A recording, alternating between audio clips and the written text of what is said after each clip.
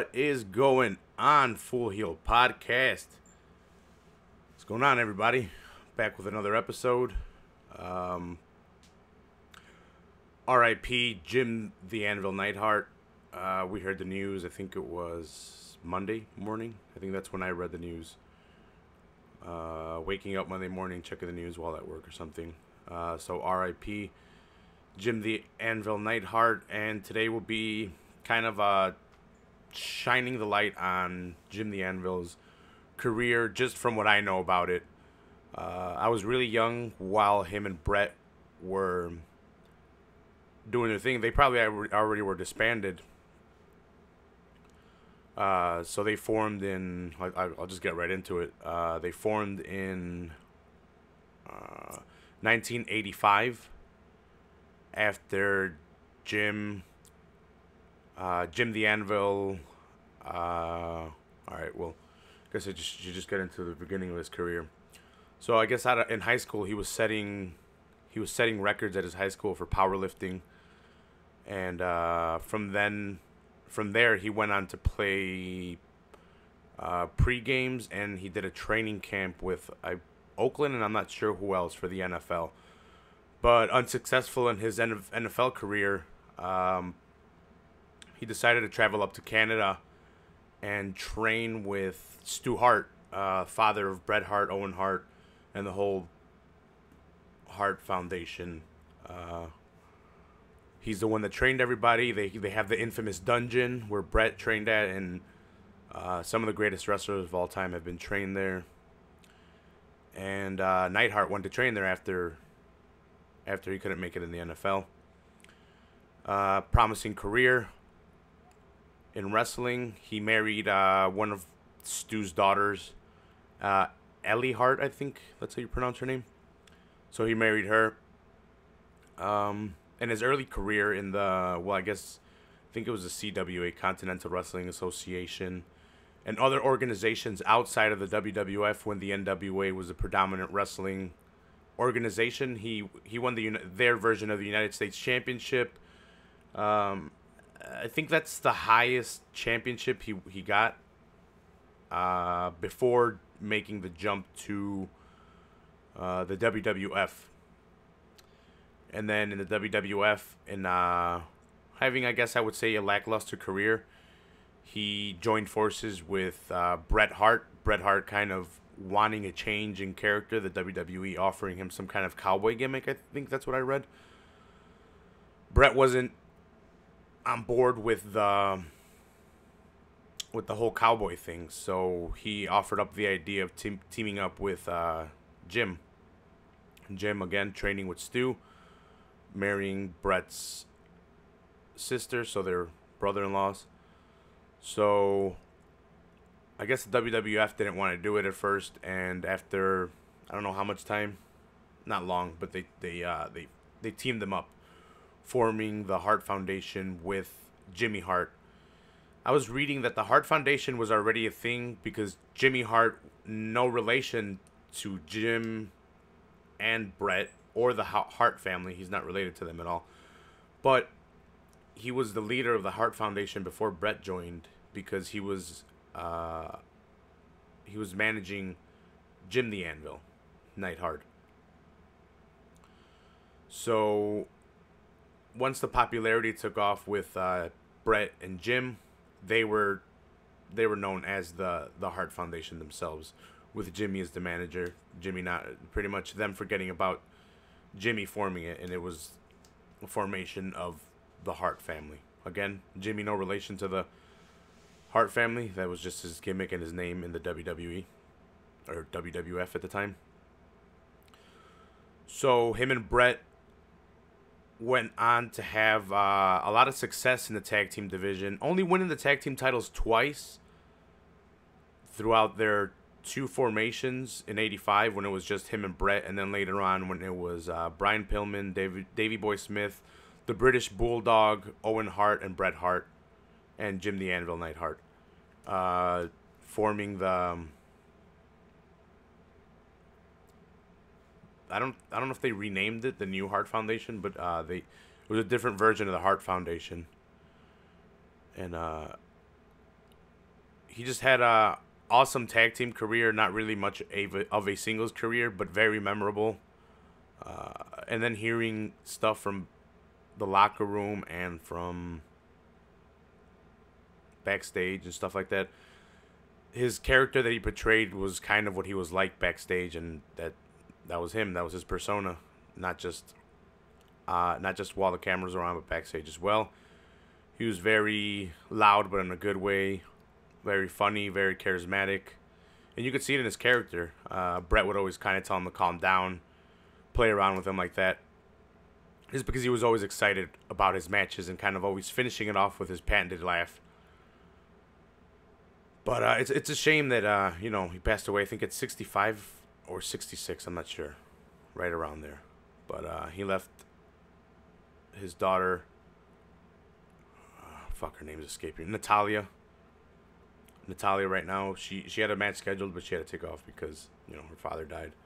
So, but she's done a lot of good things in wrestling for the women's division and kind of being like their leader in the locker room, kind of like their Undertaker, and helping all the girls along. I went back to watch a couple of Anvil's matches. He's been out forever. One of the matches, or maybe both of them, were before I can even remember, or before I was even born.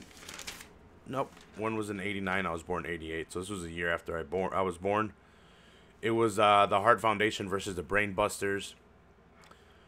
The Brainbusters being managed by Bobby the Brain Heenan. And if you guys don't know who the Brainbusters are, it's Arn Anderson and Tully Blanchard. Part of the Four Horsemen, for those people that don't know. So I went back and watched this match because it was a great opportunity to catch a glimpse of two great tag teams going at it back in the day when tag teams were tag teams. They were badass. I guess I would say they held a lot more weight back then. One guy would kind of go off and do his own thing and become... Well, look what happened with Bret. Bret was eventually champion, going off of a strong tag team in the Hart Foundation. Shawn Michaels being part of the Rock and Roll Express. Was it the Rock and Roll Express? Yeah. And he went on to become champion as well. If they have a pretty successful career as a tag team, they'll kind of break them off and pick the stud, and Bret was the stud in that. But this was early in Bret's career. I don't think he was champion at all yet in '88. Pretty sure he wasn't champion. I could be wrong though. But it was a great match to see not only the technical abilities these guys have within the ring and within pro wrestling aspects of technical abilities, that being just the face and playing to the crowd as faces, and then the heels in Arn Anderson and Tully Blanchard, and them using their Weasley ways, with Bobby the Brain Heenan also being their heel manager, so they weasel their way into victories and they try to cheat at any which way they can within the parameters of the match and the rules or whatever. So this match starts off with Tully versus Bret. Bret beating the crap out of Tully for a while before he tags in Anvil. Anvil is beating the crap out of Tully as well. Tully tries to get the upper hand. Really can't do anything against Anvil just because he's such a huge guy, and he's the monster of the four guys in the ring. He's the great counterpart to Bret's technicalness and speed and submission wrestling. You have Jim the Anvil Neidhart being the powerhouse of the two, and also having the technical abilities taught to them by Stu Hart. So great match. Bret starts it off, tags in Anvil. Anvil, not hurt by Tully, tags Bret back in. And for about 10 minutes, we have the Hart Foundation taking over and getting one over on the... Well, they're not really getting one. They're beating up the Brainbusters by blocking off the ring and not letting him tag out to Arn. And really showing off what tag team wrestling was about back in the day. I really shouldn't be talking crap about it, but it's not the same. I think the WWE has a lot of good talent right now. I just don't think they're using it. The B team, nothing against them, but it's a joke. It's a joke tag team that they put the titles on, and I'm not saying that those two guys aren't deserving. They're very, very good wrestlers. They just haven't found the gimmick that works for either one of them that gets them past the joke gimmick. Not even to like Curtis Axel made it to the Intercontinental Championship level, but Bo Dallas hasn't even made the U.S. or the Intercontinental Championship level. At least Curtis Axel was a Paul Heyman guy, and he's shown that he can get stupid joke gimmicks off and popular and over with the crowd. But he hasn't been able to get past that. Right now the B team's been champions and they haven't lost it, so maybe one or either one of them or both might catapult themselves off from here. But I don't know. But back to this match. So like I was saying, these were the days where they didn't have, well, they did have, but because they were jobbers, but they didn't have jobbers winning the tag team championships. They had jobbers, as in shitty tag team, well, not joke tag teams, but they didn't have them winning, or that I can remember, the tag team titles. This was the Hart Foundation versus the Brainbusters. Hall of Fame, 4 Horsemen. I don't think the Hart Foundation's been inducted yet. Not that I can remember. Like I said, first 10 minutes are being won by the Hart Foundation. Tully manages to get outside of the ring and run around and slide back in and get the tag without Bret noticing. And that's where they get to extend the match and give the Brainbusters a little bit of time to work on the Hart Foundation. They start using their Weasley tactics, start slapping on submissions to try to wear them down. Eventually, the Hart Foundation flips things over, and they get the momentum back in their way. I forget who gets knocked out. I think Arn Anderson gets knocked out of the ring, and Tully's there, and using a set of tag team moves, which they kind of don't use anymore within the tag team division, or not as well. I would say, I guess you have the Revival doing it now in the WWE, and it kind of reminds people of Arn Anderson and Tully Blanchard. They made that comparison a lot in the Revival nowadays because they use their tag team moves a lot more. And Bret and the Anvil hit them with, what was it? Let's see. He hits him with a Neidhart picks up Bret Hart and kind of body slams and slams himself onto the opponent. So they do that to Tully. They get the 3 count, but the ref is being distracted by Heenan, so the count never happens. Then Arn comes in, and they get the victory over, I forget exactly how. I think one of them hits their move, definitely Arn Anderson. And I think he pins Neidhart while the distraction of them trying to pin Tully and Heenan distracting the referee. Arn Anderson comes in with the whole distraction from that and picks up the victory for the Brainbusters. The tag team titles weren't on the line because this match was signed before the Brainbusters had the tag team titles, so they didn't have to put them on the line, so they didn't. And it was a great match between 2 tag team champions. If you guys want to check it out, that was SummerSlam 1989. Again, SummerSlam 1989, Hart Foundation versus the Brainbusters. Let's see. I also watched another SummerSlam match. SummerSlam's this weekend too, so it's kind of fitting that there were SummerSlam matches. But it was a 2 out of 3 Falls Count match with Roddy Piper being the one of the announcers, so we had good commentary from him. I think Vince was there as well. SummerSlam 1990, the Hart Foundation versus Demolition, Crush and Smash. So the stipulation to the match was one of the Demolition had to stay in the locker room because you couldn't have all three of them because of their cheating ways. They choose to have Crush and Smash out there, and they keep X in the back. So the match starts off. Let's see.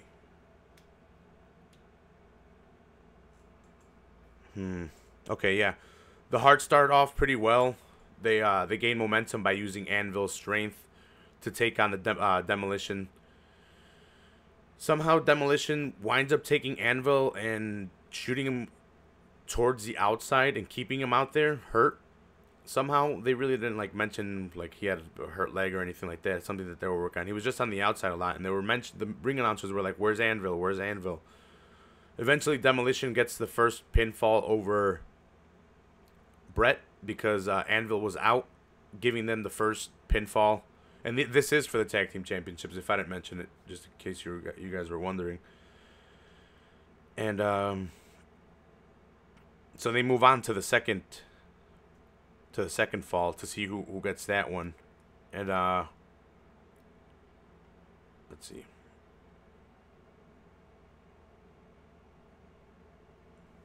Okay. So kind of starts off back and forth.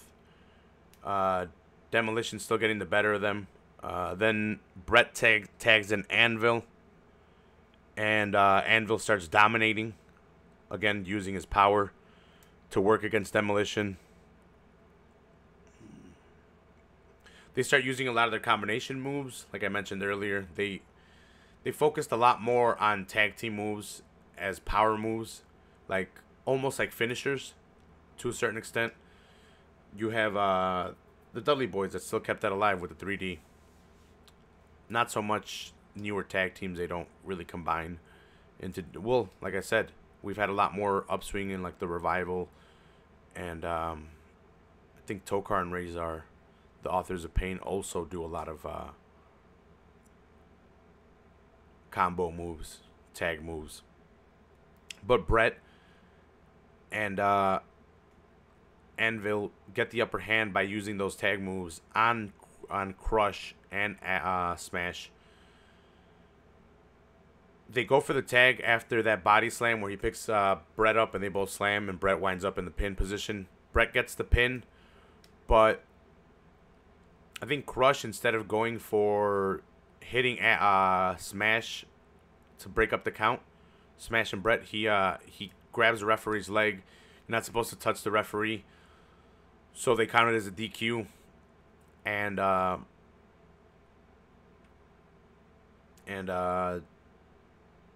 the Hart Foundation gets the victory. So it's tied 1-1. But right before the third bell rings for the third fall, Crush attacks Bret. Bret falls out to the side. Anvil goes out to help Bret. And Crush and Smash distract the referee to where I think it's Earl Hebner. They block his view. And out comes X. X hides under the ring. And then the third fall match starts, or the 3 out of 3 falls count anywhere, whatever starts. And X is hiding under the ring. The Hart Foundation starts getting the upper hand. While the ref is distracted, X comes in for Smash. And being the fresh man, they take the momentum away from the Hart Foundation and they swing it towards them. Eventually, the ref gets distracted again, and X and Smash start attacking Bret on the outside, throw him back in, and then X hides under the ring again. And then seemingly Demolition should get the third pinfall to retain the tag team championships. But the Legion of Doom comes out because the Legion of Doom and Demolition were kind of having like a feud right then and there. So they come out, fuck up. They fuck up Demolition. And throughout the confusion, Bret, I'm pretty sure Bret gets the cover. No. I think it might be Bret. So throughout the confusion, they do a double team move where Anvil's on the apron, and you have one of the Demolition guys. I believe it was. I don't think it was Crush. It might have been Smash. And you have Bret do the thing where he kneels down on all fours right behind his legs, and then we had Anvil jump from the apron into the ring and do a shoulder tackle, and taking out Smash with the help of Demolition. And we get the victory from the Hart Foundation. Those are two great matches. If you guys want to check out two matches from Jim the Anvil Neidhart, R.I.P. once again, the last remaining member of the Hart Foundation is Bret Hart. He's the only one left. And let's see. At one time, when they formed back in '97, when Pillman was still with them, they had the WWF title, the Intercontinental title, the European title, and the Tag Team Championships. After that, Pillman died, and they kind of disbanded. Yo, what's up? Alright, just leave it in the fridge. Thanks. Yeah, Pillman died. The stable disbanded after Pillman's death. They kind of formed back up right when the Attitude Era was forming together. Once they had to turn Bret heel again, and they did the Bret heel turn. Or it might have been right before.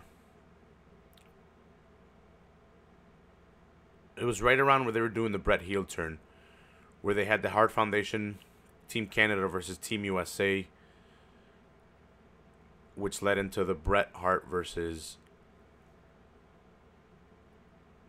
Austin, I think, turning him heel, and then him versus Shawn Michaels. Yeah, but they formed back in '97, but even before that. But great tag team. It's really sad to see Jim go, especially at such a young age. I don't know, 65, I think I said. I think it was 64, actually. Yeah, so sucks. Sucks if you're a wrestling fan. Only Bret Hart's left, and he fought off a stroke. So put that stroke into submission, brother. And let's get into a little bit of Raw, and then I'll let you guys go. So Raw's leading into SummerSlam this upcoming weekend, I think it is. Yeah. Let's see. Today's Tuesday the 14th. Whatever it is. The 19th. Sunday the 19th is SummerSlam 2018. So I'll touch on some of Raw for yesterday, August 18th, or sorry, 13th. Yesterday was an interesting Raw just because it's leading into SummerSlam, kind of like they're midway to WrestleMania, or their Summer's WrestleMania. So they're going to make a big deal. We had some returns yesterday, so that was pretty exciting. We had Brock Lesnar confront Roman Reigns. Let's see, where's Raw?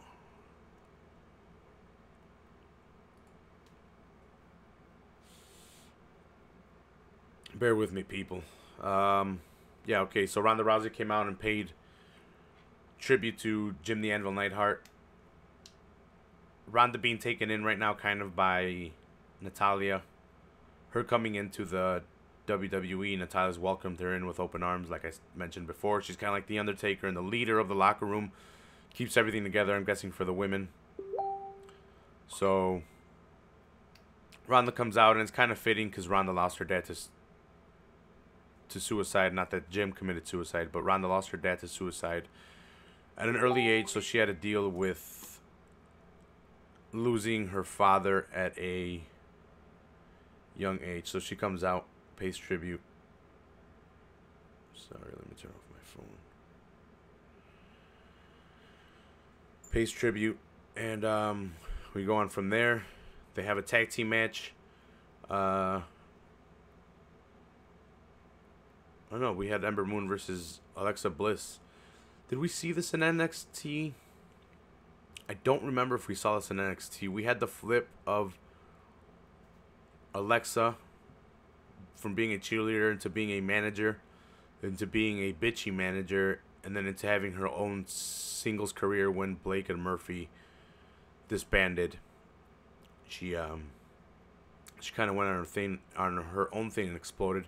But at NXT, she kind of was a jobber, and then got shot up to the main roster right away, where she was used and pushed very fast. I think she's a 5-time women's champion now.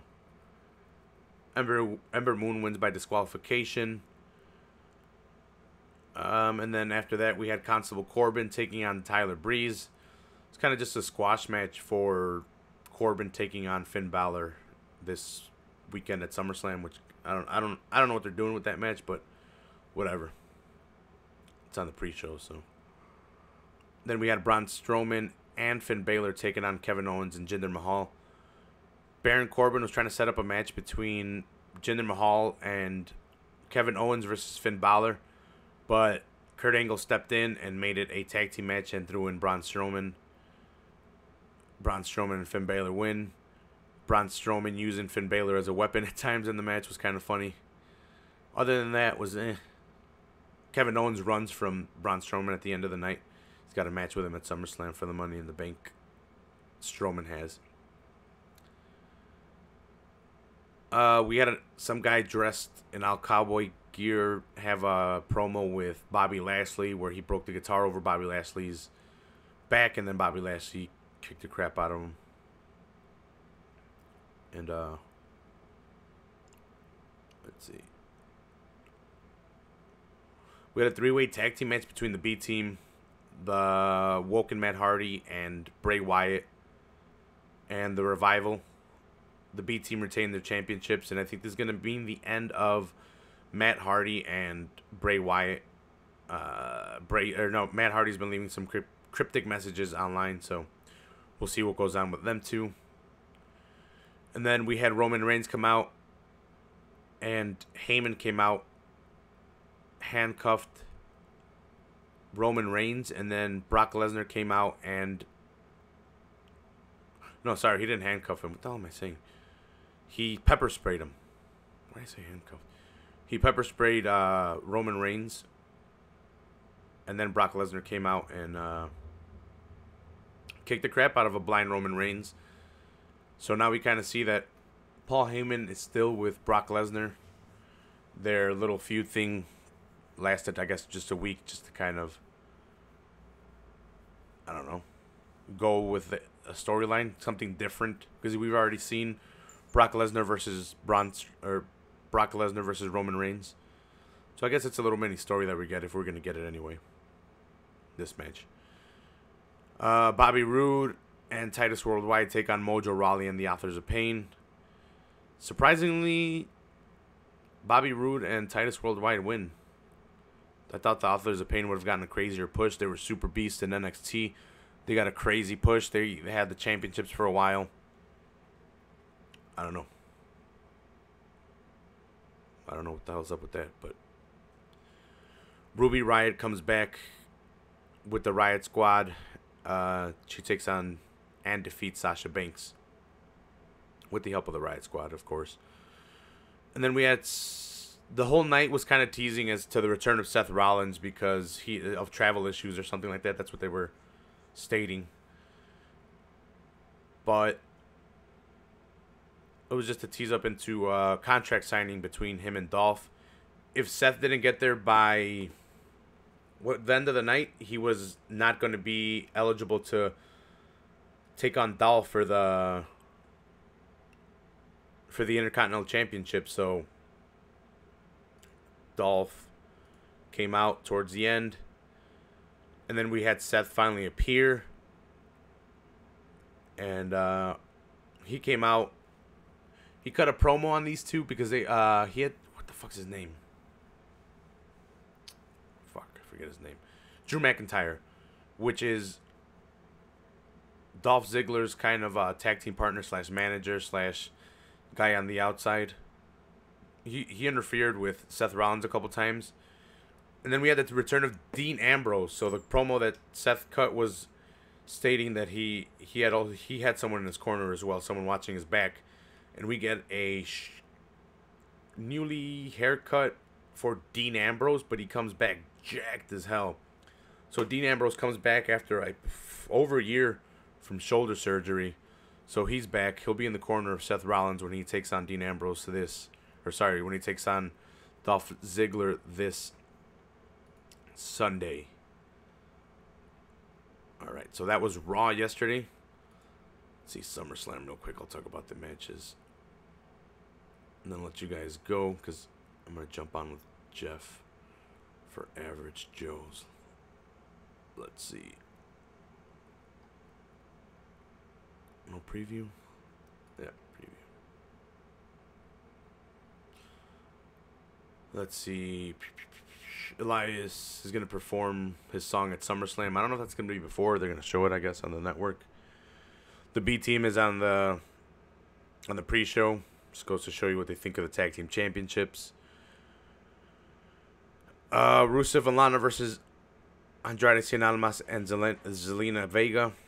That's going to be the kickoff match, I guess, to the SummerSlam. That's weird if they're going to have the B team on the pre-show, but have them on the show. SmackDown Tag Team Champions, the Bludgeon Brothers versus the New Day. Finn Balor versus Constable Corbin. This is going to be a fucking stupid match. It's dumb. I don't even know why they have him feuded. I guess they don't have anything for Finn, so they threw him in against Corbin. Cruiserweight Champion Cedric Alexander versus Drew Gulak. I don't think they put the title on Gulak. I think Cedric Alexander keeps it for now. United States Champion Shinsuke Nakamura versus Jeff Hardy. It's going to be a good match. I think Shinsuke took it off of Jeff. Jeff's been getting attacked by Randy Orton recently, so something's going to come of that. Daniel Bryan versus The Miz. They fast-tracked these guys into a feud. We'll see what goes on there. SmackDown Women's Champion Carmella versus Charlotte Flair and Becky Lynch in a triple threat match. I think this was kind of unfair to Becky Lynch. She had a chance to face Carmella, and they kind of just threw Charlotte Flair in there once she returned out of nowhere. So, because they don't want to let Becky shine, but whatever. Intercontinental Champion Dolph Ziggler versus Seth Rollins. They'll both have their guys in their corners. Braun Strowman versus Kevin Owens for the Money in the Bank briefcase that Braun Strowman owns. So that'll be interesting, because if either one of those guys wins, I think they'll probably cash in at the end of the night to steal a victory away from Roman or Brock and take the title, and then Brock gets to leave the WWE and pursue the UFC like he wants to, again, for the third time. Raw Women's Champion Alexa Bliss versus Ronda Rousey. I don't know what happens there. I don't think Ronda wins this fast, but definitely going to be due to some kind of shady business. WWE Champion AJ Styles versus Samoa Joe. A match from TNA. These guys have had TNA wars before, so it's going to be interesting to see them in a WWE ring for the championship. I like both of them.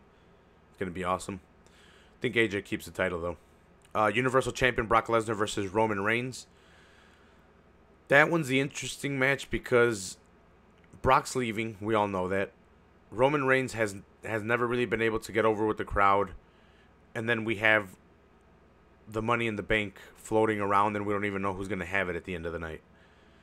I think whoever comes out with the Money in the Bank at the end of the night ultimately is going to come out with the championship, be it Strowman or be it Kevin Owens. I don't think they give Roman the clean win. I think they cash in and they come in and take it. But I don't know. We'll see. We will see. So those are the matches for SummerSlam. That was Raw. Rest in peace, Jim the Anvil Neidhart. Once again, our condolences from the Full Heel Podcast to his family and the Hart Foundation. Go ahead and check out those matches that I previewed. And R.I.P. Jim the Anvil. I want to thank my friends, the Rewrites, for endorsing the show, helping me out do the show, letting me borrow their music. Shout outs to anyone and everyone that supports the show, not just my friends. Shout outs to you guys for watching. If you guys are watching or listening to this, please subscribe to my YouTube. I do unboxings for action figures, Marvel Legends, Star Wars Black Series, Marvel's Dragon Ball Z's Dragon Stars. I collect a bunch of WWE Elites. I should open more of them, but I kind of just pin them up to the wall. Start opening more of those, just so I can do unboxings for those. Stay tuned for another episode this week. Hopefully I can get the juice to come in. Hopefully tomorrow. We'll see. I am Donkeytron, your host. I'll see you guys next week. Peace.